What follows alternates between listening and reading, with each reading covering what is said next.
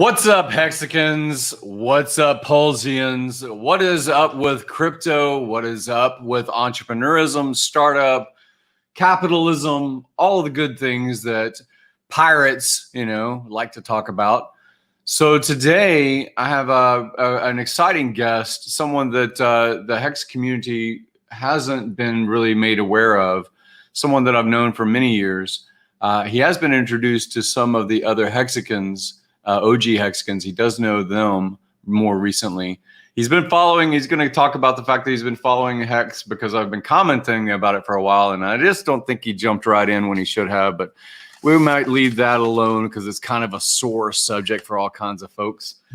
But, Hex has been overperforming. Everyone knows that the Pulse sacrifice window is ongoing. There's a 19-day window of being able to participate in a political statement. Political statement is basically taking your money and burning it. All right, let's just put that out there. It's an emotional commitment of sacrifice. It's a financial commitment of sacrifice. And if you're going to have a set of people to drop free things onto, like the MetaMask and the Uni and all these other kinds of airdrops, why wouldn't you choose a set of people that believe in a particular political faction that you do, right? So Richard has put that out quite a bit, and that's what's going on right now. Very exciting that about $200 million has been sacrificed, somewhere around that number, maybe more. It was very emotional earlier to see Aubrey DeGray getting a little bit emotional from, Richard just tweeted something not long ago, and it was Aubrey making some commentary about the $10 million that was donated by someone that started out 10 years ago, had been following Aubrey and the SINS Foundation, the efforts to have us live longer through our genetics. Not just fix heart disease. I was in cardiology for quite some time, not just fix, strokes and the arthritis of wear and tear of a lifetime coming to basically our end years, but basically have us healthy and long living for who knows how long. So that's really the effort that the SINS Foundation has put, and that's the goal that they've put out for themselves. And Richard volunteering back in 2006, being associated with that institution, I think it's very amazing that this guy's had this long history. And so to give back to the community, or to give back to SINS, and the strategy, the gameplay that's going on right now, the tax structure, the donation to a 501c3 is amazing. It's amazing. Last time I checked, it was $22 million had been donated directly to the SINS, and those people are going to get a tax write-off. I think that Aubrey was on that stream talking about 10 million and 3 million and many individuals that donated well over $1 million. And, a lot of other people that were, 500,000, 200,000 and so forth on down the line. But it's really exciting to be part of something that is going to punch through. I'm telling you guys, it's going to punch through the fog of crypto. Vitalik making a donation, and it gets a lot of hype of $4 million. Peter Thiel, donating some, millions of dollars, but certainly not the 22 currently, and possibly 30 or $40 million that the SINS gets. So I think we're really breaking through. I talked earlier today also with Jason Hartman, and he's excited about what's been going on. That if you look him up on YouTube, he's a very successful podcast and real estate guy, associate with George Gammon and all these other kind of finance space people. And he was saying it's very exciting that us as Hexicans and as crypto political statement people putting $200 million into something of a launch, or of an airdrop or an option to the expense of and the lag really of Ethereum in the DeFi space. So today will be some crypto because honestly, Chase, my good friend that we're going to be talking with, a common friend between us, saw him walking down the street in Puerto Rico with a Bitcoin shirt on. And it's like having the same Indian feather in your cap and seeing someone across the river and you say, hey, you might be from my tribe. Maybe we should have this conversation. This was back in 2018. And it's led to a terrific friendship between Chase and I. I think that our personalities are very aligned. I think that our ADD of serial entrepreneurism is very aligned. I think he's actually much more experienced than I am as far as a lot of the things that he'll talk about today. As far as getting started, I started with selling chicken eggs door to door as a 13 or 14-year-old, and he did something else. So we're going to bring on Chase. I'm really excited to have this conversation to kind of make you guys aware of kind of what the thread is inside of an entrepreneur that leads them to greatness. So without further ado, let's bring on Chase Ideas. Chase, are you there? Can I hear your sound today? Hey, what's up, guys? Yeah, can you hear me okay?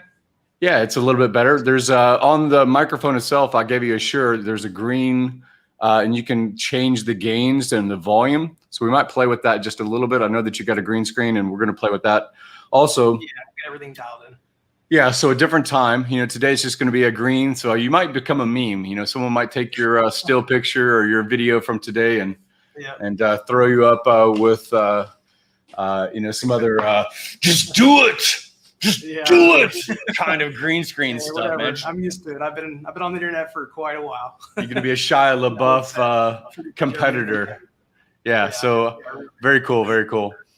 So it sounds a little bit better today. I think we're gonna get you dialed in at a different time, but I think it's kind of tolerable as far as the mic. Maybe bring the mic. Can you bring it just a little bit closer to your head? I don't know if you can point it to you. Is that a little better? Yeah, that's a lot better. A little bit closer is good. And then can you change the camera? Just can you tilt it up so I'm not chopping off your head? Can you tilt up even though it's green screened? You're a standing desk.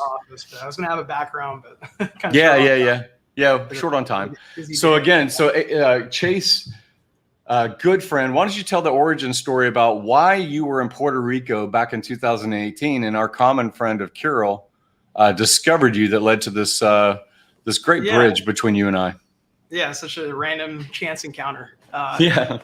Basically, I had moved from San Diego, California, just to enjoy kind of the tax incentive programs and more just kind of a new chapter in life and just explore.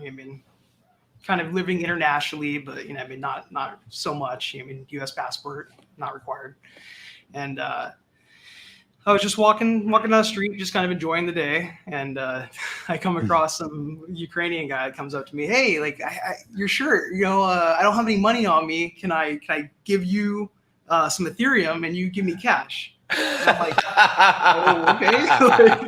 Just a random. Just super random. I'm just walking down the street, just to get out and have a walk and enjoy the day, kind of thing. Just enjoy the weather. And Carol comes up to me and he's just like, hey, like, I need to go pay, like, buy some food or something, pay a bill, and they don't accept crypto around here. Like, what's wrong with them? And basically just wandered up to me and was like, hey man, I see your shirt. Can I send you some Ethereum on your wallet real quick and cash me out and I can pay them, and boom, we bought a pizza basically. Kind of the whole classic story. So yeah, that was a fun day, and then he introduced me to you, and the rest is history. Yeah. So tell me. So I arrived in March of 18. I was doing a seminar thing. Me, you, Sam Capizzi, Snabot, Kenman Sanders, that's been on this channel before, and I've been introduced to the other Hexicans. We were all basically here in that window, but you had been on the island before the conference. We came to the conference that was going on. And how long had you been here? Like the end of January, beginning of February, 2018. And had you made this? My 30th birthday. I was just like, you asshole. I'm so pissed off at how successful you are. All these decades younger than me too. So I'm always pissed off at these. Kenman is the same way. He's in his high 30s. You're in your young 30s. 13-year-old influencers and like 18-year-old influencers making $50 million a year. I used to be proud about having a credit score and being able to buy my own car at 14, but with a FICO. That's what I mean. We're a totally different world nowadays. Totally different world, man. It's crazy. $200 million a year or whatever. Yeah. So you were doing something in San Diego, maybe it was crypto, and then you heard about Puerto Rico and you did this e-commerce reason, or you did this capital gains reason. What was your reason for coming in here, man? Mostly capital gains, but also, like, as you know, I do a lot of digital marketing and online consulting. So basically the export services, you know what I mean, was just like right up my alley because I can work from anywhere, and then you know what I mean, export services around the world. So Love it. Love it. yeah, that was kind of the main motivation. So the guys that are listening now and they'll listen later too, give me a story about who was Chase as a 10-year-old before he started his first business at 12. I mean, who was the 10-year-old Chase? What was that guy? It's a single family home. I mean, a two parent home. Was it? It was a what? I always read a lot as a kid, and just I mean, more I guess of inward, like I guess intellectual, or I guess you know what I mean, but like just inward reflecting and kind of introvert. And I mean, I had good friends. I still have a lot of friends from early childhood, but just like reading and kind of exploring my own interests, I guess. I was always kind of my own, I mean, marching to my own beat. So yeah. So that was me also. I was very awkward as a 10 to honestly 17-year-old. All of my high school, all of my junior high school stage, extremely awkward. One, I was ridiculously skinny. My metabolism was super crazy fast. I had to eat like 5 meals a day, and I constantly was sugar like a hummingbird. Yeah, I mean, if you see pictures of me from that era, you'd be like, "Who is that guy?" Yeah. No matter what he eats, it just drops off him. Yeah, I hadn't hit puberty yet. All my friends are like talking girls and things like that, and I, you know, again, I liked girls a lot. I definitely loved the feminine energy and you know all the curves of you know me being a 16-year-old and her being a 16-year-old. I loved all that, but I had the awkward stage, like the ugly duckling stage. So I didn't really engage in all the craziness of high school. What about that for you? Was that were you interested in something? Honestly, I mean, obviously my classmates can comment on it, but I guess that was kind of me coming into my own. And I started skateboarding, I guess, in like 5th grade, 6th grade. And I was I skipped 2 grades in school. So I skipped 5th grade and went right from 4th grade basically to 6th grade. So all the 6th graders are like, what the hell? Like, who's this guy? You know what I mean? Yeah. And people either loved it or hated it. And I basically like kind of acclimated to that by kind of fitting into the whole, like, oh, let's skateboard and like, yeah, I mean, be a regular teenager kind of thing, and kind of leaned into that for a year or two. And then I skipped another grade, going to a private school, and going from like into high school freshman year, just went directly from 8th grade to sophomore year basically. And then everybody's like, what the, like, you know what I mean? You're like, 2 grades ahead. Yeah. We got a copy off this guy.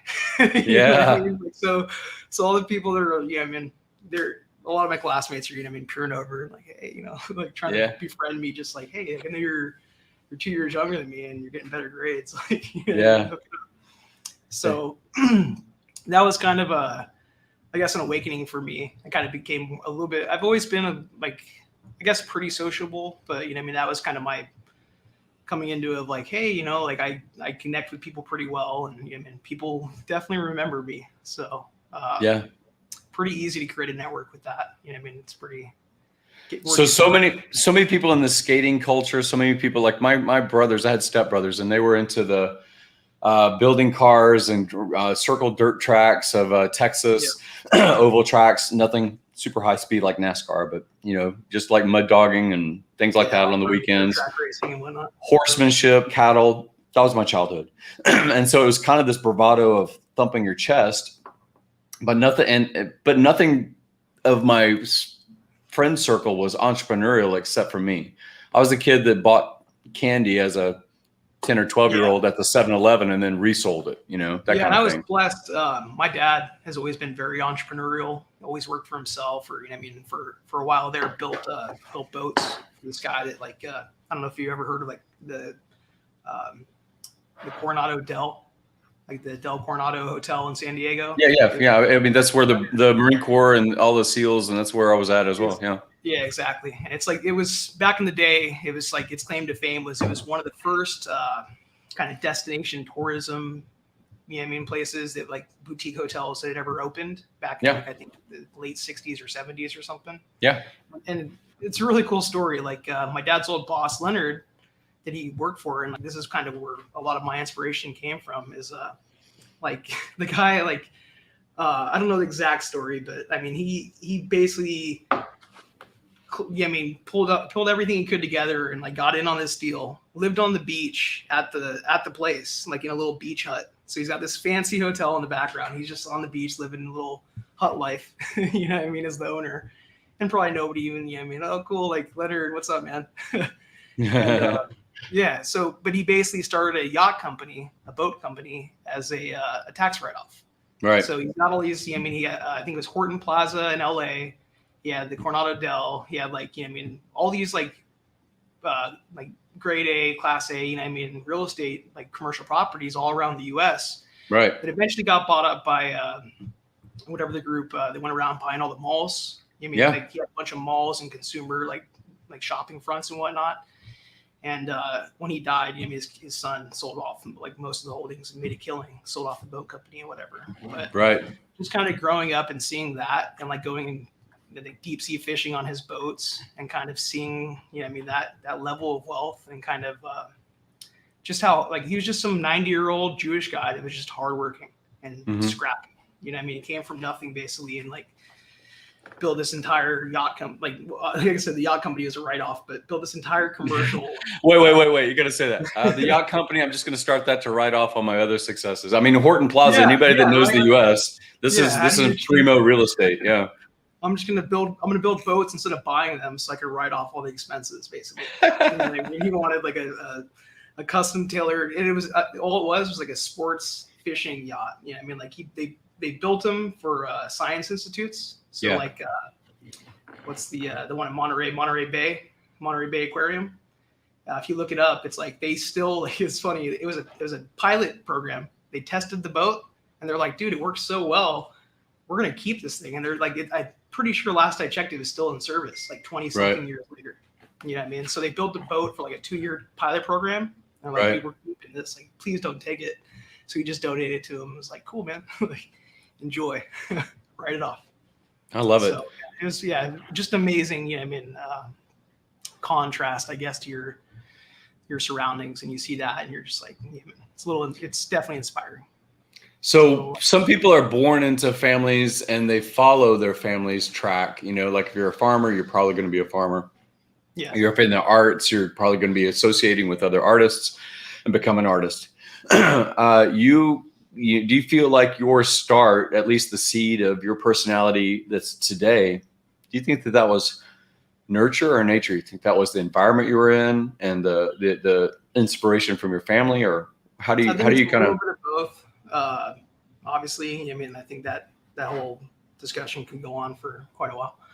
I think it's a little bit of both. Like I said, I was blessed early on to kind of see these people that, like my dad has always kind of made his own way and just, worked his butt off. And he's a real salt of the earth kind of bootstraps, pull yourself up by the bootstraps kind of guy.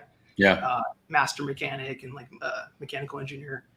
And just, seeing that and just realizing early on, like, hey, like people work 9 to 5 and make whatever, but you can make $200 to $500 a day and you're way ahead. You know what I mean? And basically breaking it down, and what he told me, I think one of his quotes was like, just early on when I first started kind of heading into business for myself, he was just like just focus on, that day, if you can make $250 that day and like every day make it consistent, then you're going to do well. You're going to come out ahead.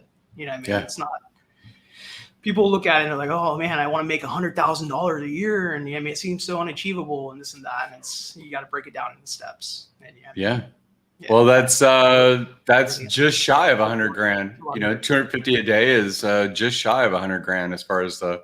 Yeah, that's what I mean. Yeah. Number. About $300 or whatever a day, and with taxes and everything, depending.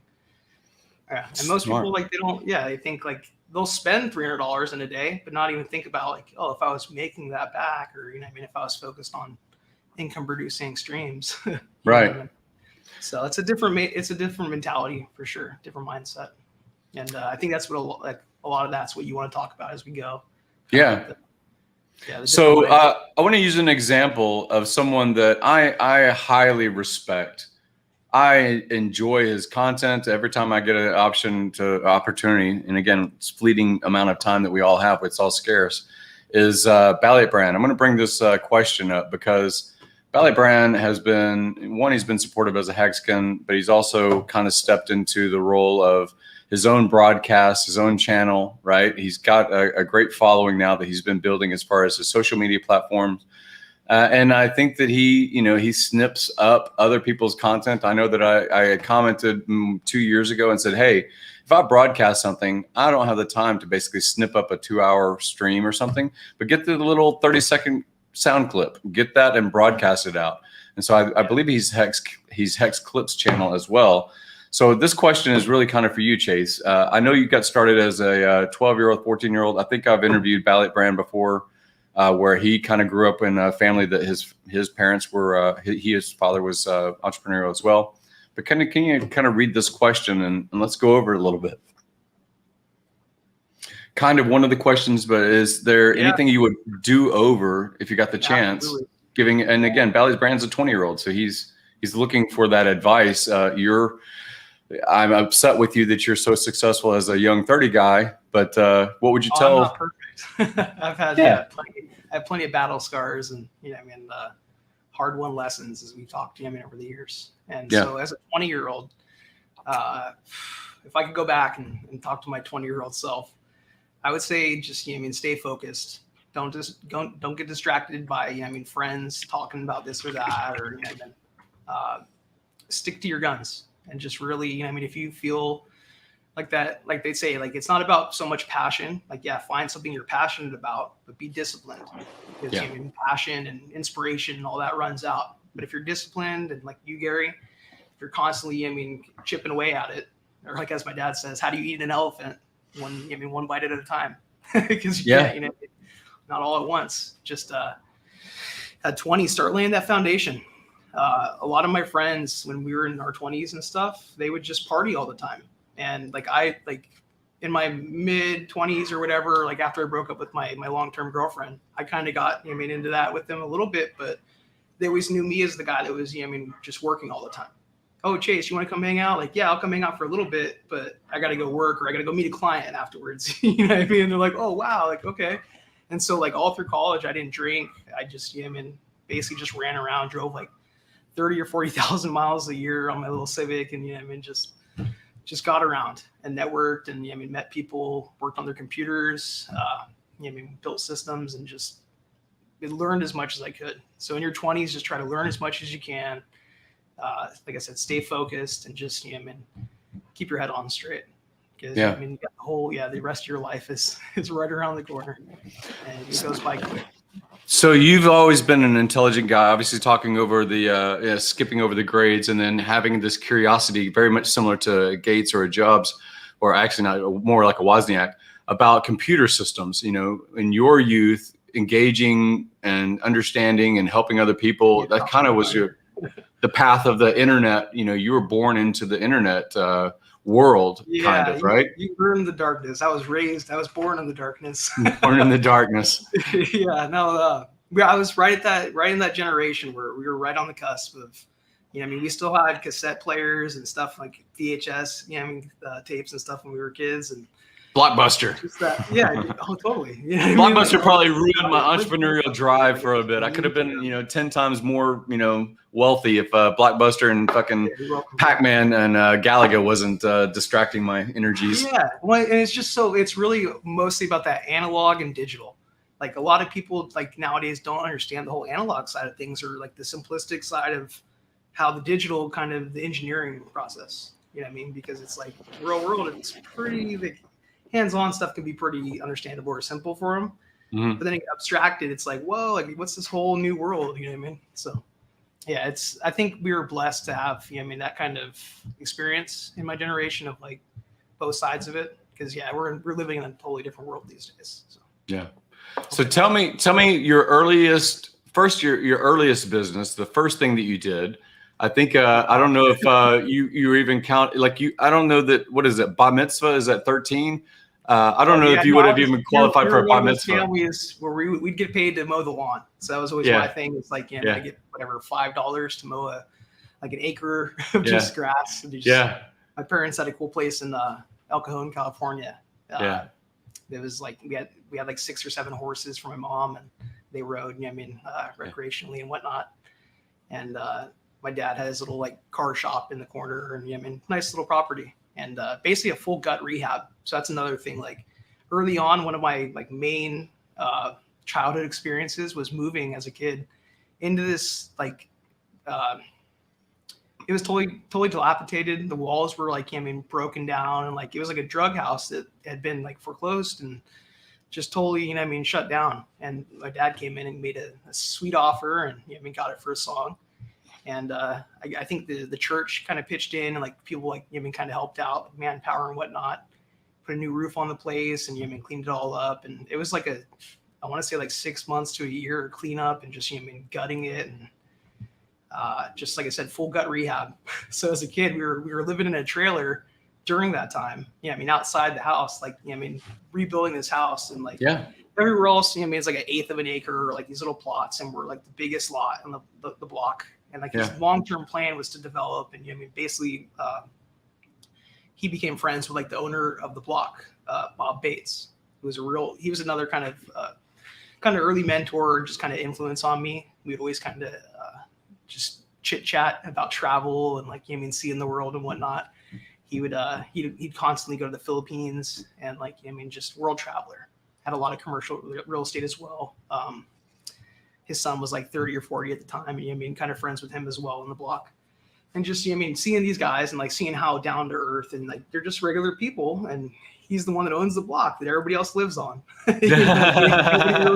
All these other people were, I've got to pay rent, and this and that, and it's a totally different train of thought. And he's over here like, how do I how do I better my life or those around me? And my dad. It's funny when you meet somebody that like has bought a town. You're like, hey, I bought a house, and someone else will say, I bought a town. How many? What's a town? It's it's like 84 houses in a main street.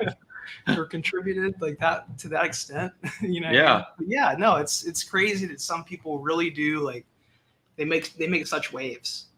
For all of us to kind of experience.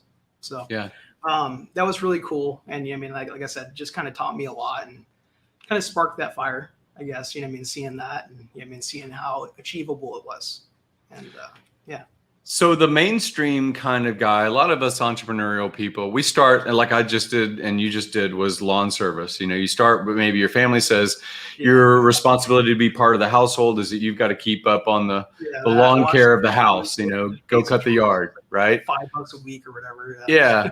And then my first thing was basically, extrapolating that to the neighborhood and saying, okay, little old lady doesn't want to pull her own weeds. Let me put a flyer on her door, and the landscaping thing. A lot of us as teenage boys, that's what we kind of step into. And I did a little bit of the, I think my first like leverage was hiring my friends and saying, okay, if I'm getting $20 from the little old lady and I split it up and, give 13 or 14 to my friends, and I keep 7 because I made the deal, And, absolutely. Team building is super important. Like it really boils down nowadays. It's not even so much tech. Like, I'm pretty good at tech, but nowadays it's really about just connecting with others, and having that human touch, and just really building those relationships. So many of us, we start with that, like Mark Cuban with his garbage bags, you with your entrepreneurism as a 12-year-old or 13-year-old, your first company that you've talked about in the past. Computer consulting.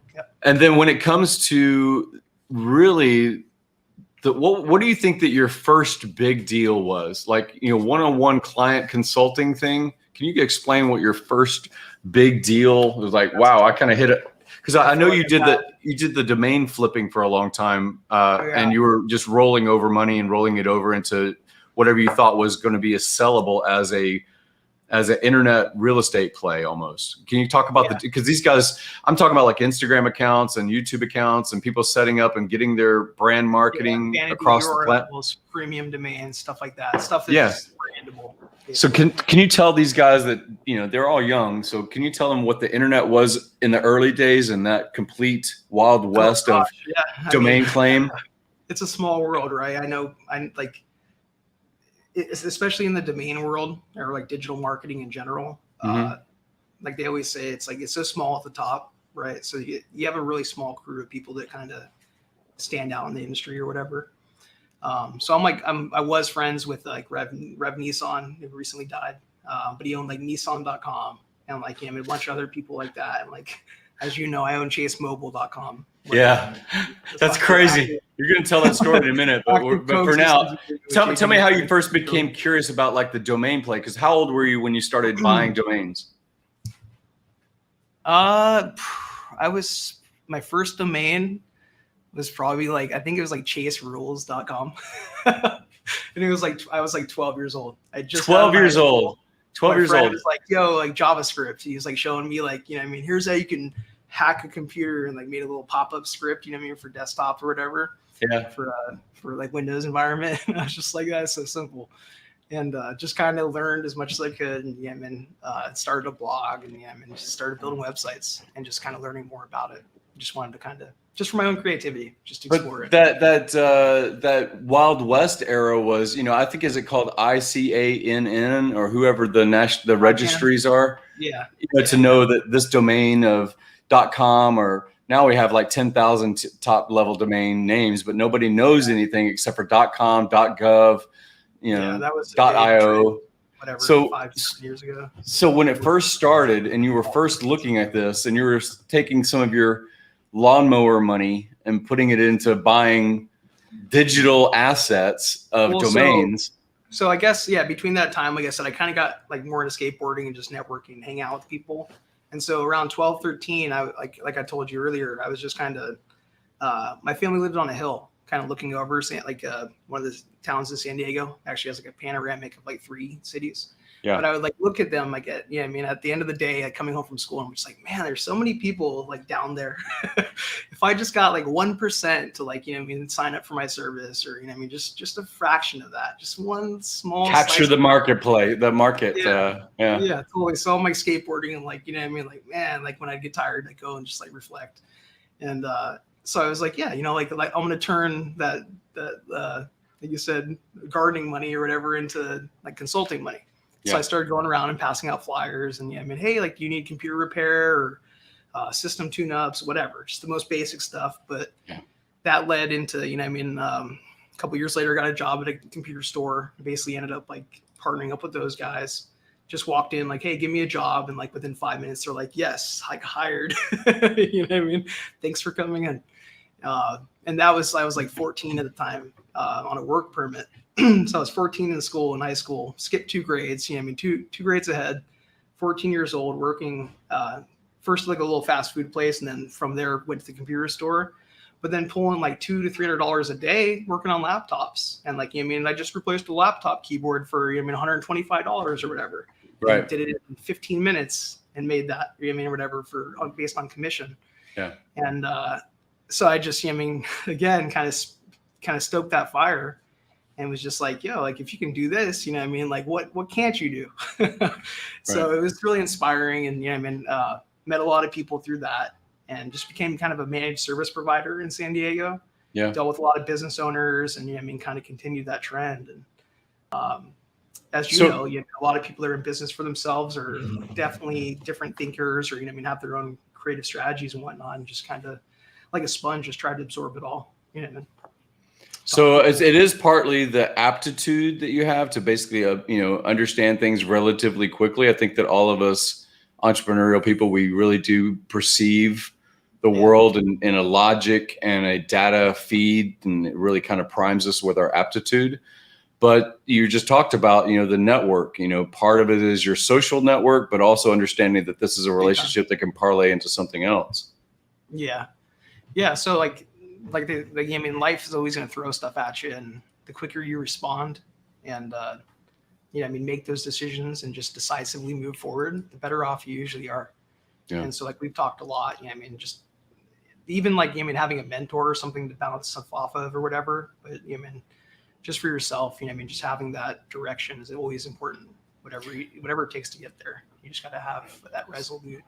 So that I'm launching this in Miami as the first place. It's going to be basically an academy to kind of protect these guys legally and, through their trust or through their formation of an LLC, and basically kind of the business navigation instead of owning things themselves. I'm going to be doing this. Can you kind of segue and share with me, how old were you when you got your first cease and desist? And what was that about? What was the first one? And then how many did it stack up to be? Can you tell that story? It seems like yesterday when I was just a 16-year-old kid. 16-year-old kid getting a cease and desist. Like, and the world is so bright. Getting sued as a 16-year-old. Yeah. Again, the audience doesn't know you. So share the background about the origin and the letter and how that story played out.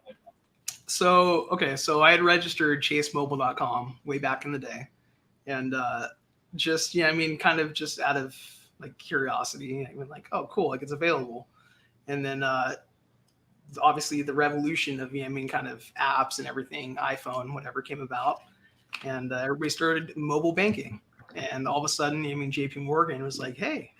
I used to get probably about 20 or 30 calls at least a day, every day to my cell phone, my personal cell phone, of just like, hey, like I'm like my account, this and that. And I'm like, I'm sorry, this is Chase Gassert. This is my personal account. Like, this I'm is not Chase, the bank. a lot less money. Wrong Chase. So no, I would I would redirect them and whatnot and like tell them like, hey, like this is just my personal cell phone. I own that domain name or whatever. And eventually, a few months of that or whatever, and JP Morgan couldn't ignore it. And I had Mark Monitor.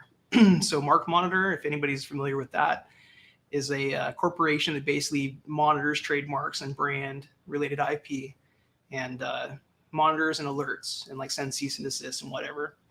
And so I started getting letters from Mark Monitor in the mail. You know what I mean? And I'm just like, okay, like stop infringing on our brand. Yeah, no, they were like basically like stop and give us the demand, like hand it over in like a forcible way. They were like, do it or else. And I was just like, or else what? Like, my name's Chase. I'm totally in the clear here. Like, I have a mobile phone.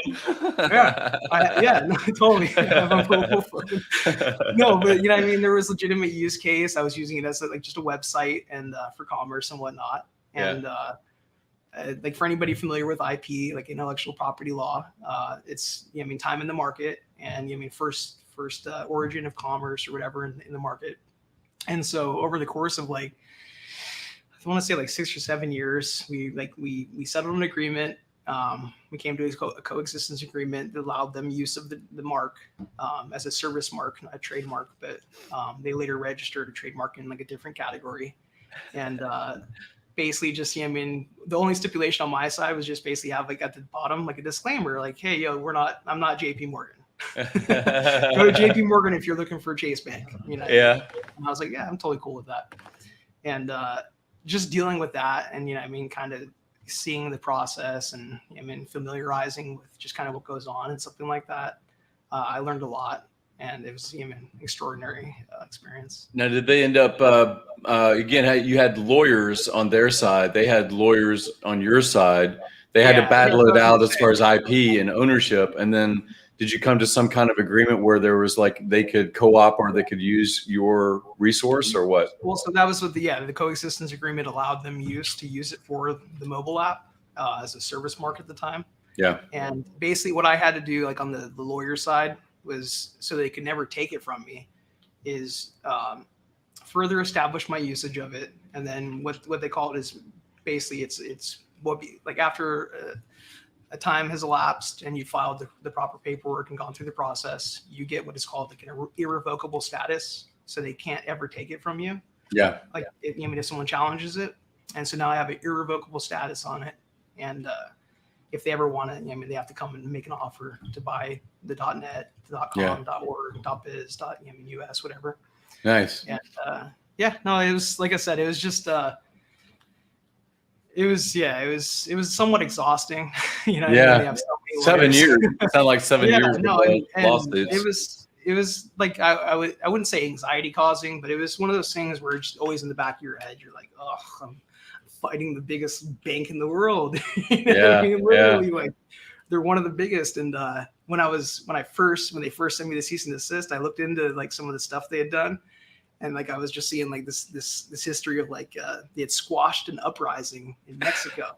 So there was like a financial foreign national countries, and they're uprising. Let's chase after Chase. Let's get Chase. 16-year-old If that's they're gonna come giving in us and a problem. squash all these rebels, I just might disappear. And you know what I mean? It's nice knowing you, Gary. It's crazy. So, always in the back of your head, you're just like, wow, you know what I mean? You're going up against these huge guns. Yeah. And like I said earlier, just you gotta stay focused and keep pushing ahead. Yeah. And you ended up winning out of that. I know that you get paid significantly and things like that for that use case. Yeah, you win some, you lose some, but you know what I mean? Yeah. If you keep your head on straight, most of the time you'll come out on top. Great. So I know that you got into hot rods. I know you got into cars and lifestyle things. I know that you're really a technical server. You know, you have things like data stations and things like that. Can you talk about like? Yeah. So tell me a few things that you're involved with now and how your previous story got you here. Basically, like that kind of started really early on. Like right when I kind of started the consulting stuff. Yeah, I saw all the internet stuff, and I mean, like the scene, the climate changing, and was like, yeah, you got to get ahead of this curve. You know what I mean? And basically, just kind of saw the writing on the wall, and tried to, I don't know, just like at that time, I was just like wanting to learn so much on the tech side, but I realized it's not just about the tech. Right. The tech is just ends to a means, like end to means, where basically like it's about the people. It's about who you can reach. And I've always been a big like cinema fan and kind of media guy. I always realized the potential of the reach there, way before influencers were a thing, or you know what I mean? Like, but it's the same thing. Like, you know what I mean? Nowadays it's so easy to capture that audience or create your following. Back then I was just like, wow, like just kind of segue. One of my earliest investments, actually, I had talked my dad into it, and it actually turned out to not work out. But we had invested in a Netflix competitor, Gamesflix. So at the time, like I was seeing Netflix, and I mean, like I always I checked that if you'd invested in Netflix, I mean, like whatever, it's like a calculator online, billionaire or something. Yeah, if you put the same money into the Netflix, IPO at the time or whatever, or like the stock at that time, it would have been worth like a couple $100 million nowadays. But it was like 10 grand. And I was just like I was kind of a jerk kid, and kind of yelled at my dad, like, dude, we got to do this. Like the world's changing. You know what I mean? And I was able to convince him, and we went in on it, and it was a risky play, and that one didn't work out. But I mean, it was for streaming. It was like basically a Netflix that streamed movies and games. And so now just recently Netflix is like, yeah, we're gonna stream games now too. I'm just like, oh man. There it is. It was like what a GameFly or whatever back in the day. Yeah. There were a couple other services. Yeah. So it was like that. I just, I mean, a little too early on that one, but stuff like that, you see the scene changing, and the sooner you kind of, I mean, like I said about just like kind of decisively moving forward. If you don't know where you're going, it's like they always say, like, it's not so much about speed, it's about direction. I mean, if you know where you're going, you can keep, walking that path no matter how slow or fast you go. Right. You just got to know where you're headed. Right. And so, well, like that's been a large kind of factor in my life of just, kind of knowing what I want to build and where I want to go and just trying to achieve that. So it's just when we were talking in 2018, you were in the real estate network stuff of Puerto Rico. You were I think you had like paid as far as a money processing company. I think that you bought a bank, and where did you buy the bank? Where is it, Montana or somewhere? So I bought a bank in South Dakota. Yeah. You bought a bank in South Dakota? Because everybody needs a bank in South Dakota. Everybody needs a bank in South Dakota, exactly. So you bought a bank, and then what did you decide to? It's one of the few states that still values free speech, and protection of a lot of things. They're very business friendly. They're very freedom friendly. Like protect all the things. Like South Dakota is a very interesting place. And I came across this deal where it was like it was the first bank of the town built in like 1912. Oh my God, dude! Yeah, I bought a bank from 1912 in South Dakota. It's got two walk-in vaults. So like, you know what I mean, these big vault doors that, I mean, with the whole, yeah. You walk in, there's a bunch of, you know what I mean, money, like whatever. Like Dillinger should have robbed that place back in the 30s or something. Maybe he did. But it was also, it was actually kind of funny. I looked into the history of it, and it was the town was named after this guy Roscoe Salmon, who was the son-in-law of, or no, I'm sorry, it was Salmon Chase. It was the treasurer. The Chase guy. Yeah, so like the guy, this guy Chase was the treasurer at the time. He's on like a $10,000 bill. You know what I mean? So it's Chase. It's like a $10,000 bill. He's on the $10,000 bill. Okay. Yeah. And so his son was like this politician who was like a boxer. And like if you look him up, Roscoe, South Dakota, and like look into the history of it, the town was named after this guy who married his daughter, Salmon P. Chase or whatever. Okay. So I'm like, oh, even funnier. And it's like my first name is Mitchell, so it's Mitchell Chase. Chase Gassert. Yeah. And the street's on Mitchell Street. So I was like, that's crazy. It's like you were destined to buy a building. You're like, maybe it's not gonna be a good deal. I don't know the use case of a bank in South Dakota or wherever. Well, no, funny enough, and this is why I'm looking at the property, and before I ever like considered buying it, first thing I notice is it's got redundant power. It's got 2 HVAC systems. It's built out bank grade security already. It's a concrete building, and it sits right on top of the fiber line. So it has uplink of like, I want to say it's like 40 terabytes a second. You know what I mean? Yeah. And it's like literally like 30 feet away from the town's like main power distribution and fiber. So I called up a couple of the fiber companies in the area, had some conference calls with like their executive teams, and was like, hey, here's my plan. You know, I mean, I want to build this little storage node basically out here. Can you guys service it? Yeah. And I mean, mine and host stuff out there, just like my own little like storage cloud basically for my hosting company. Yeah. I have a couple other racks and facilities around the States. Yeah. And I was just like, let's put it to use. It's weird. I talked to Kinman and he'll say something like, I went spearfishing earlier today. I got paid, $30,000 on affiliate marketing. And then I talked to Chase and I'll say, I bought a bank and I'm going to turn it into a data center. And, it just my personal cloud. I'm like, what the fuck, dude? Who are these people that I know? What is this all about? Yeah. Some of the people I've met through you are just, some of the stuff I hear. I mean, the connections, and it is part of the network. Like I introduce you to people, you introduce me to people, it ends up being this thing. Like, hopefully you're able to join us when, if I get this plane, Tom, my friend that you've met, I think you might have met him before. He used to live upstairs. He's a private jet pilot for a billionaire. And we're trying to fly from like Miami to Scottsdale in November. Yeah. Like we were talking. Yeah. It'd be exciting. So, it is part of the network. I mean, we're all young guys. I mean, I'm not as young as all of you other assholes, but I'm still loving this enthusiasm. It's very similar to when I was running the accelerator in Palo Alto. It's all of these people that have like ambition and they also have intellect. They just need to kind of know where the rails are. Like, here's the rails and I'm going to go.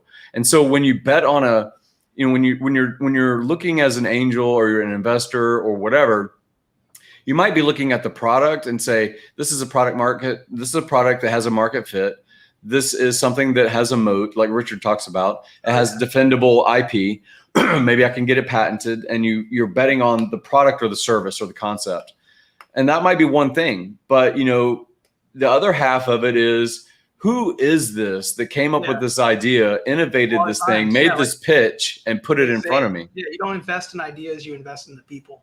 Absolutely. I mean, ideas are cheap, and it's all about execution. Absolutely. Anybody can parrot an idea, or if you come up with an idea, how often did somebody already come up with it 20 years before you? Yeah. We all have such a small frame of reference. It's like my dad would always say, or many people say, like, nothing's new under the sun. Know what I mean? It's all been thought of before. People back in Egyptian times were flying around on hang gliders or whatever, you know what I mean? Yeah. Like, Icarus and going up to the sun and getting their wax melted. Yeah. And they had air conditioning back in ancient India and stuff like that, just from, using the elements. So it's stuff like, people want it. Like even me, like I realize this, you know what I mean? Like I come up with something, I'm like, okay, like how does that tie into the rest of the world or whatever? But a lot of it's just a logical progression. You know what I mean? Seeing what's happening and following that trend. Updating your view of what the world is doing. So not being so rigid. Exactly. Yeah. So, okay. So a lot of people, they will get one thing and they'll get that going and then they'll obsess over that single thing. Yeah. Okay. So right now, the data center, the bank, that narrative, that's funny. You're constantly, again, I've known you always to be someone that has not just one income stream because you sell your time, not just as far as consulting, not just one income stream because you own some, rent kind of vehicle like a data center. Can you talk about the necessity as we go into 2022 and beyond for young guys to look at multiple income streams? How do you set up relatively passive things and spin those plates? That's something I've always been really, really adamant about is diversifying and staying. Yeah. Because like early on, especially like for me, like I was working like in my teenage years, I was working like 3 jobs part-time or whatever and going to school. And like I said, graduated high school at 16 and went into college with a bunch of credits. So I'm running around in college at 16. Yeah, I mean, 60. You're Doogie Howser. You're fucking dude. In class, 16-year-old guy in college. I would have to go to my professors at the beginning of class, like in semesters, and say, "Hey, I run a small business. I'm 16. You know, what I mean, I'm just getting this stuff off the ground. I just did this college thing on the side. My business. Basically, my drive as a 16-year-old." I might receive calls during class, and I don't want you to think I'm being rude if I walk out to answer the call. I just want you to be aware of that. You know what I mean? I'll come back and like I'll be Chase. I was always engaged. You're a maniac, man.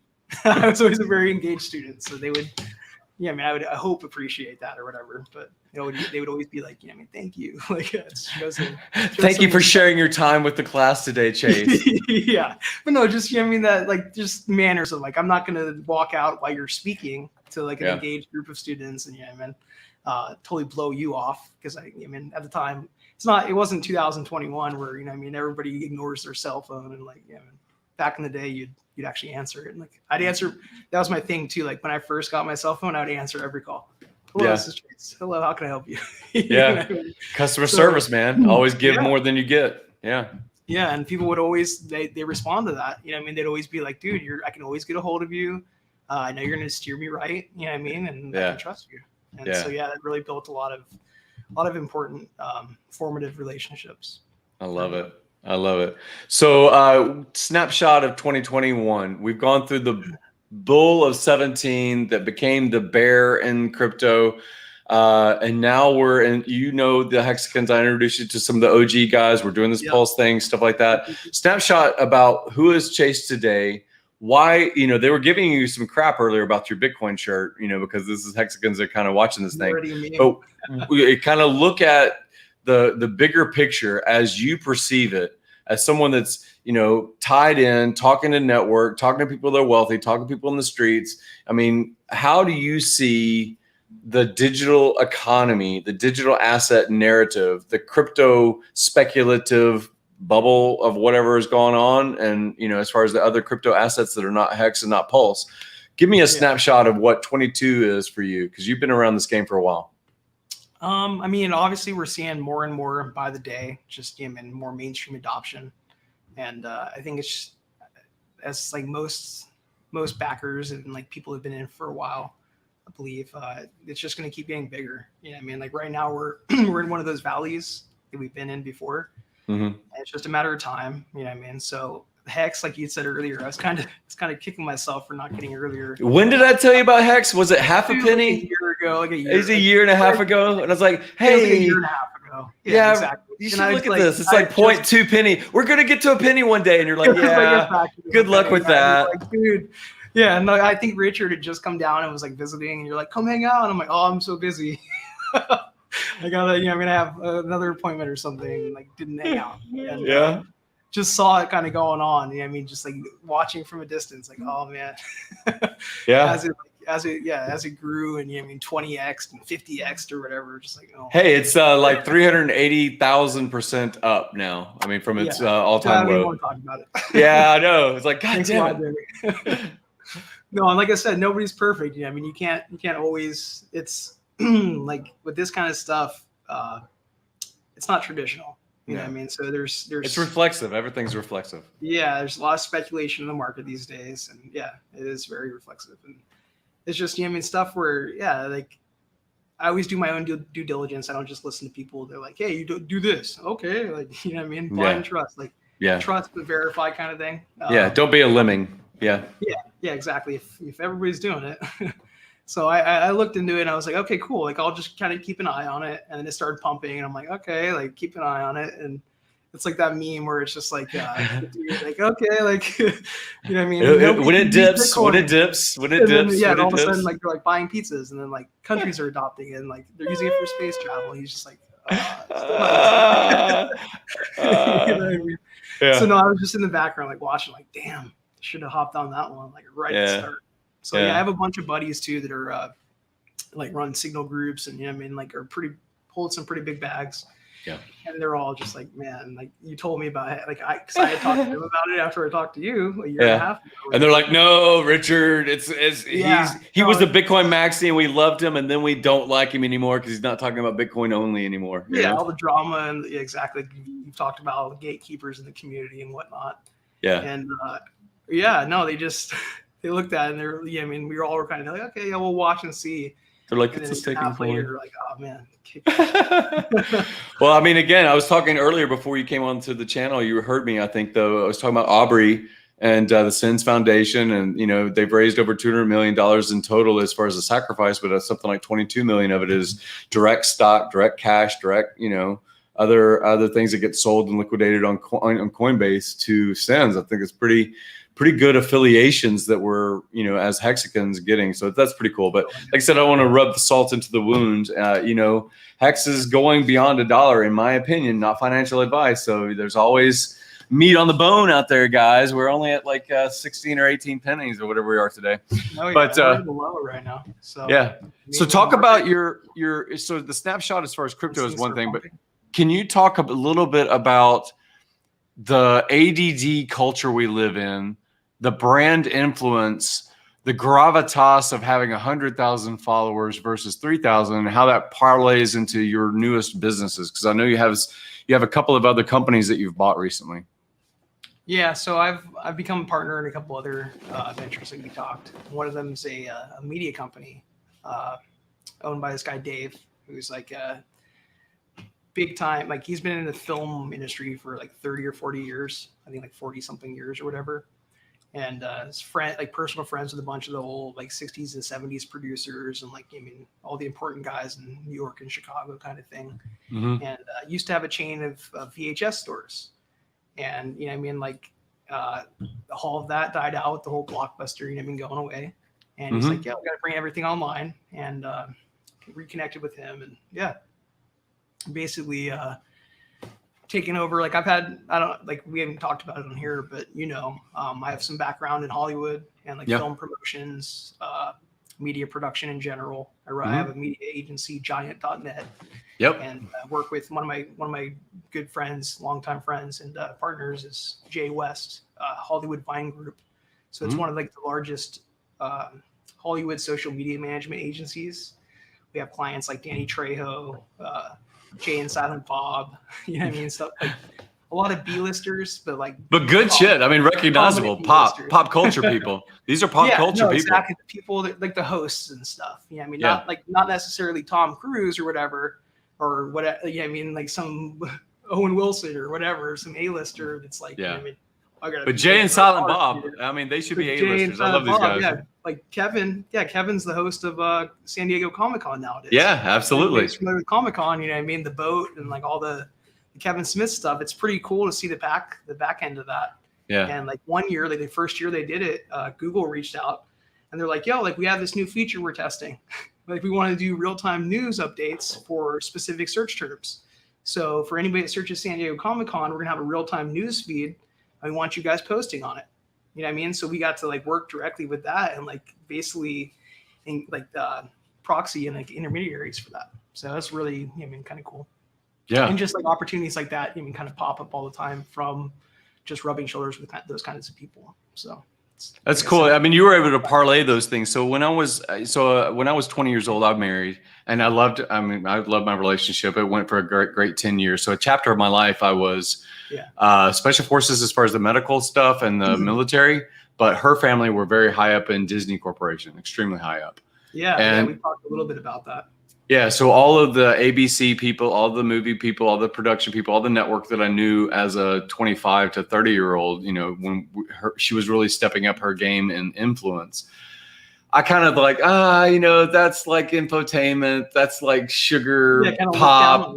I look down on it. I like ADD culture nowadays. That's the bubblegum of our society. Yeah, I mean, that's what every day everybody complains, oh, mainstream media, this and that.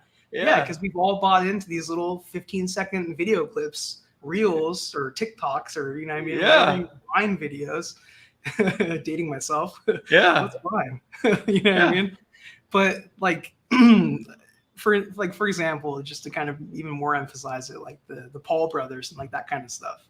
Yeah, and people are so hating on these dudes, but like, you see that they've like captured the attention of the entire world, basically, like just by doing some backflips on a green screen over traffic and then parlaying that into a Disney, position, like acting on the shows and fighting the world's best boxers and stuff, So it's just like creatively crafting, your own narrative almost. And like in this, I want to say like kind of vapid society that we live in at the moment, people have always loved a story. It's always about storytelling. Some of the greatest businessmen are great storytellers and stuff like that. But it's like even more important these days because, like you said, it's so ADD. Like you have to capture the attention. You have to capture it. You have to really push what you're trying to push out there. And you have to push your message in a clear, decisive format. And it's just, there's so much noise in today's society, that you have to kind of overcome. It's just really interesting to kind of, have that snoochie boochies. Exactly. Yeah. So, just working with that kind of scene, and like I kind of envy your background in the Disney stuff because you could have been some huge Disney producer or I like my military life and my medical, exactly. And I was a little bit snobby as a 20-something-year-old. I was like, that's just calories. That isn't. That's just like sugar calories. That's not doing shit for the world. Where he's like totally like a soldier. Like you guys are definitely. Right off. Is very like-minded on that. Very hard work. That was as a 20-something-year-old, and then later I realized, hey, kind of the world moves with pop culture and digital assets, and meme and gaming. It really is the ADD culture of 2021 for sure. And I personally don't buy into it that much. Like I said, more of an introvert, more just self-examining and reflective, I guess. But you from that, you look around and you see it. It's so obvious. Like people feed on it. What I mean? And like I said, 10, 15 years ago, it wasn't as crazy as it is nowadays. But our society is like totally shifted towards that, and it just seems to be getting more and more cemented. Right. That digital presence and stuff is very important.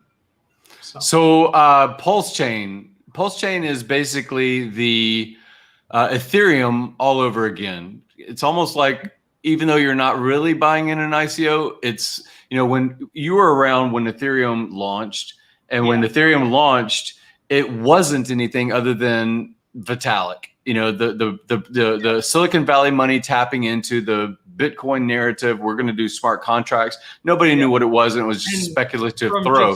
Spitballing, I think, correct me if I'm wrong, but it was right after the whole DAO, right?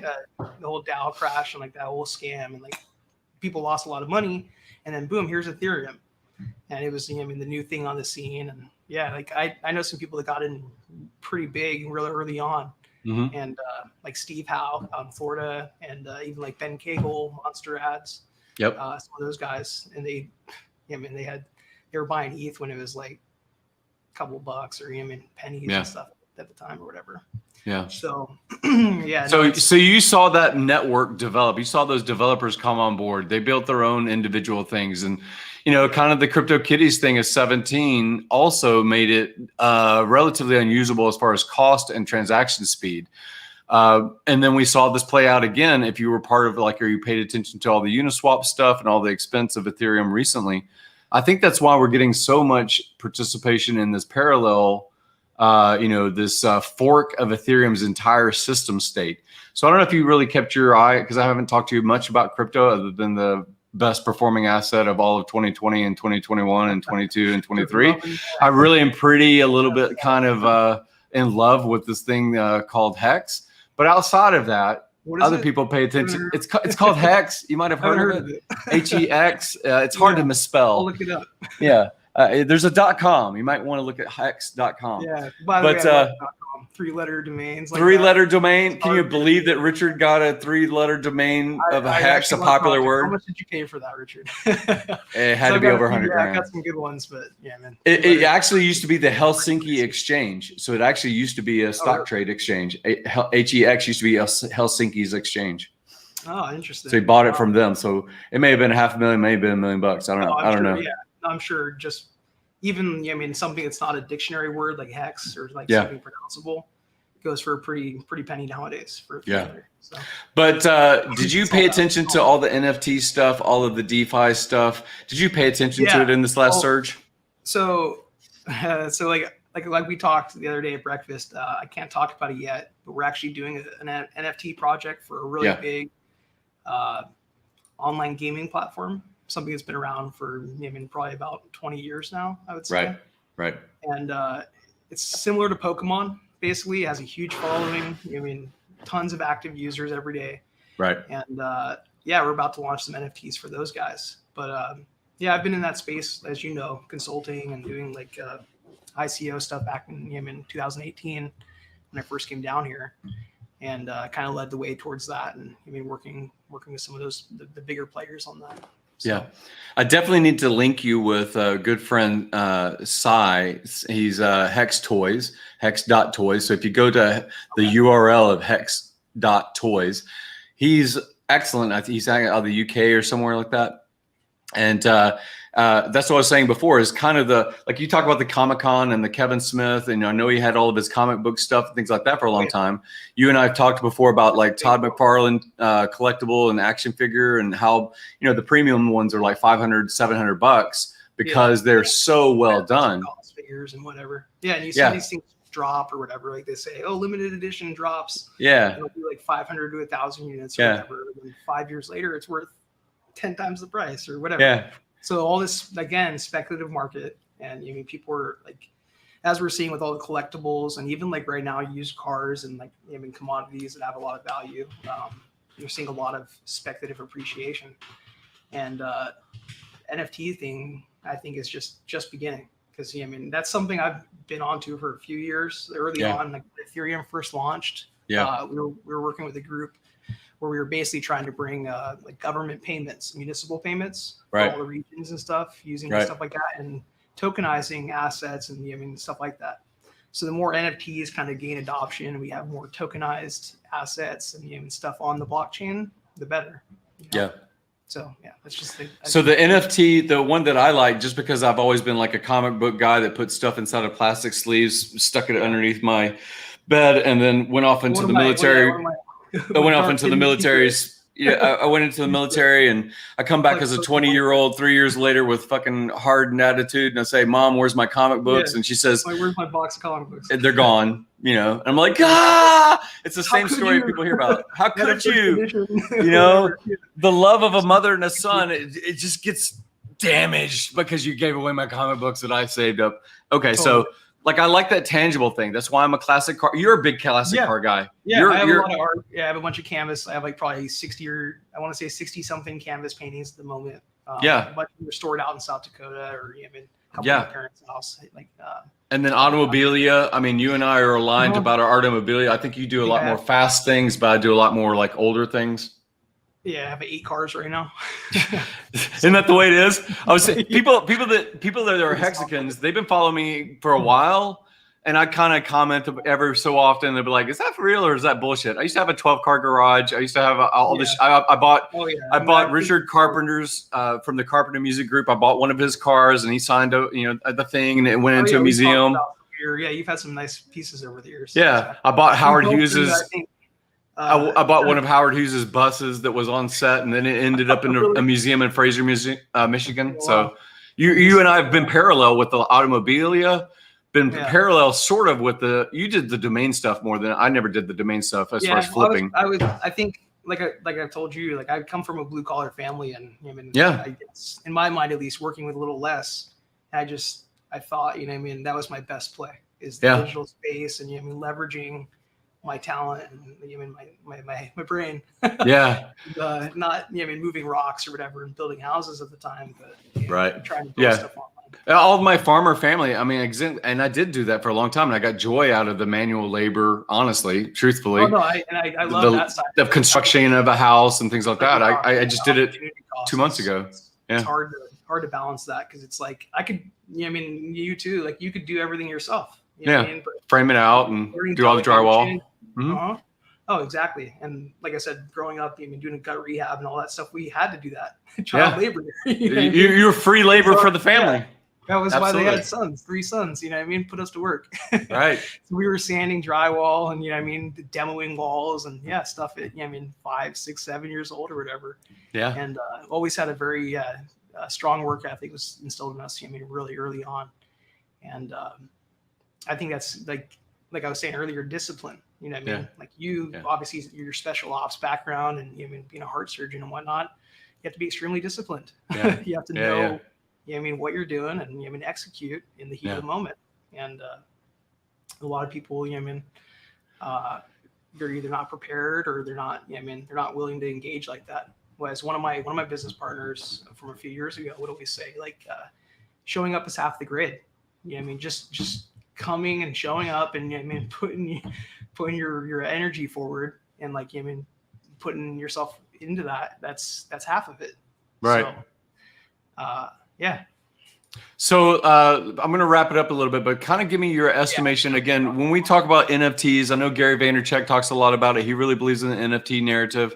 You have commented about NFT, the value of a blue check mark. Now, on the other side, Richard thinks that, paying $69 million for an NFT that's basically an Instagram account is foolish. However, on Pulse, a fork of the NFT on Ethereum will be on Pulse. So there's going to be some price speculation about if it holds value and it's a JPEG and it's on Ethereum, and you have effectively a fork of the NFT, of the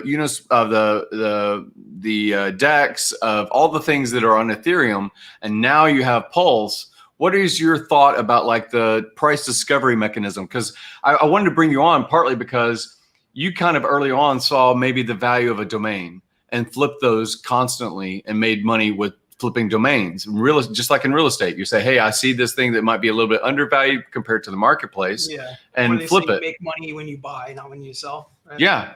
So what are your thoughts about like this thing that Richard is doing that is Pulse, that's right now in the sacrifice phase? What are your thoughts about the NFT market, the degenerate casino player gamer that's in the crypto space? What is your thought about like the price narrative of Pulse? I mean, it's a heavy question. Like you said, I think there's still a lot of meat on the bone. I think we're really early on. I do kind of agree with Richard a little bit on the digital stuff. It seems a little backwards. Like, oh, I'm buying nothing. I'm buying air, the digital rights. But with me and like my background with the whole JP Morgan thing and, intellectual property law and my understanding of that, it's a lot more important than people, I think, give credit to. You know what I mean? A lot of people are like, oh, you're buying nothing, but no, you own the rights to that. Like nobody can print it on a shirt or, whatever your protections are, that you apply. Legal structure of a centralized authority, right? Your government is defending your right. Or license for, there's so many different things. Like people always say, oh, like we could go a whole nother discussion about this, but nowadays, like the data, like data is gold, but like people don't understand what data is. You know what I mean? Data is basically just people, and it's their consumer patterns, and you know what I mean, what they do. So like the NFT side it's super important because you know what I mean, you're securing your rights to stuff that's out there in the world. So whether it's a painting and you're like, yo, like I don't need to have the Mona Lisa sitting in my house, but like I'm the owner of it, you know what I mean? I have an NFT like certificate like backing that or whatever. You know what I mean? It's just a hypothetical, but something like that. It's I think it's, like I said, it's the future of things. And yeah, I mean, we're still so early on in that curve. Yeah. I'm pretty excited to see it, you know, I mean, become more adopted. Yeah. Pulse, I need to get more into Hex and Pulse in general. So hey, people are buying Hex so that they can put it into Pulse so that they can, you know, see what's going to happen. It's a complete speculation. You know, as far as what it will or won't do. And it's very similar to the Ethereum narrative of 5 or 6 years ago. It's very similar to the, hey, what if a bunch of cypherpunks get together and create this thing called Bitcoin and start mining it? I mean, that's kind of the meat of being an entrepreneur. The meat of an entrepreneur is, hey, I don't know what's on the other side of that mountain, but I'm going to go look. Like, yeah, oh yeah, you know? It's the whole jumping off a cliff and building the plane as you fall kind of thing. You gotta know what you're doing, but you gotta make that leap. Yeah. So I really appreciate you spending your time with us. We spent about an hour and a half, hour and 20 minutes or something like that. It's been amazing. And I want to share, I know that you're not as public inside of the streaming platforms because you really have like 12 different pokers and fires, man. I mean, you've got a lot of different businesses going on. Can you know, some days I'll get, I mean, hundreds of messages on Facebook about some of the groups I run, and I mean, just absolutely. You're always constantly busy. Can you tell the audience that watches right now, we've got 81 people watching, and then we've got probably, maybe this will go up to like 1,000 views or something like that. Smash the like. This is the Discourse Syndicate. If you're in the audience, subscribe, like, smash the like. Do all the things. You know, I mean, he's always got something fun, cool to learn. Yeah. Cool to talk about. So. But can you tell, you know, kind of quickly what your, you know, if any people wants to follow you, how can they find you? What would the, you know, where can they? So I'm pretty, as you know, you can find me many places on the internet. Just Google Chase Gassert or Chase Ideas, chaseideas.com. Chase Ideas. chaseideas.com. And, love it. That's my main, it's my main agency, like for my personal stuff. And then my whole like corporate agency is giant.net. So giant.net. Yeah. Real simple. And you're on Twitter, you're Chase Ideas also, right? Yeah. Twitter at whatever Chase Ideas. I think you got like 20,000 people follow you or something like that. They're always wondering what you're doing. That fluctuates. Yeah. It's been. What do you think of Twitter? Like, how do you utilize Twitter? Is it distribution of your knowledge, or is it just like following other? I never really, I mean, like you said, I'm kind of more private, but I've always used it as a platform for my clients and for other projects and whatnot. And I probably have, like on my last pass, I probably have like 200 plus Twitter accounts, login saved or whatever. That's the same with me. I think I have like 10 or 12 Twitters, but I really only do Funding Gym and the same thing like you. Even though I'm entrepreneurial, I like a small little fighting party, a little fire team, a little platoon kind of relationship. So like the public, stepping into the public sphere and being like out there on YouTube and things like that, that was an uncomfortable spot for me actually.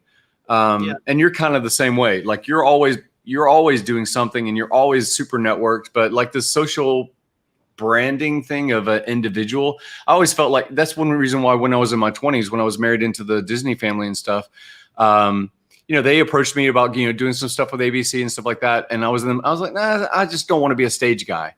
And now I'm kind of converting. I'm kind of like, okay, let's look at getting the message out. The media mogul. I want to be the guy that owned the theater. You know what I mean? Playing the movies. I want to own the theater. I don't want to be on the stage. Yeah, exactly. I want to own the media company. But so basically Chase Ideas, people look for you on Chase Ideas. And then I hope you guys enjoyed the discussion and hopefully you learned something or just enjoyed the time. And then we'll be bringing Chase, everybody that's watching right now, we're going to be bringing Chase into the fold, so to speak. He does have, I'm going to comment because we're just going to wrap it up really fast. He does have a multimedia companies. He does have all kinds of stuff like on the video on demand companies. He has real estate plays in Puerto Rico. He's been an Act 2022 guy for a long, long time. Just a great resource inside the community. And I think that he can help us with punching through some of the algorithm issues. Again, he's super knowledgeable about how these things are working to get your message or your brand out. What do you say? I can definitely create a stir. Yeah, definitely hear about. Yeah, it. He's helped people get from 1,000 followers to like 100,000 followers. I've kind of helped thing. run super PACs. I've been like during the whole Clinton and Trump thing. I was tapped by the Clinton group to promote their super PAC. Yeah, there's always something new with you, Chase. I can't ever get all of it. So check this out. Instead, I had it was an advertising industry like relationship, and she reached out to me. This girl, and she was like, "Yo, like I know you've done political marketing for us in the past, and that's kind of some of my background as well." I mean, the Clinton Foundation just reached out to us to like promote, like, can you help us? And I was like, well, I mean, I'm more, kind of stay out of the politics. I like to be a little more agnostic on things. Yeah. You know what I mean? So I'm not going to say like I love or hate, whatever. So I created my own super PAC, and I started promoting my own super PAC on Facebook. You're the only guy I know that's created their own super PAC. Like, let's do a super PAC time. Yeah. No. We'll go into that another time. There's a whole story. Man. So it's good sharing with you. Like I said, I want to get you into the core of. I think that you're a great resource for like what we're going to be doing in Miami and Medellin and Puerto Rico and Kiev, and we're going to be spreading out once we do this academy, this first real estate play. But I'm going to bring you in. I'm going to bring you in, and definitely we'll talk more offline, but not today. But I have to go right after I end the stream. But definitely. I'm excited to get you networked with some of the other people I know, and the community is embracing you, man. Really happy to have you on board. Thanks, guys. Yeah, I really appreciate it. Thanks for having me on. And, okay. Like you said, let's talk soon, and we'll schedule something. All right.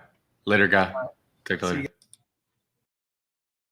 All right, guys. Sorry about that. So thanks so much for Chase joining, and I'm going to do an outro, and then I have to run off, but really appreciate you guys. Smash that like, share on Twitter, put it out there. Chase is an amazing person. He is super networked. He's very focused when he's on task. He just kills it with network and business building. So out of the entrepreneurial pool that Hexicans really represent, he's a terrific addition, and you will enjoy his future content. But for now, I got to go. See you guys later.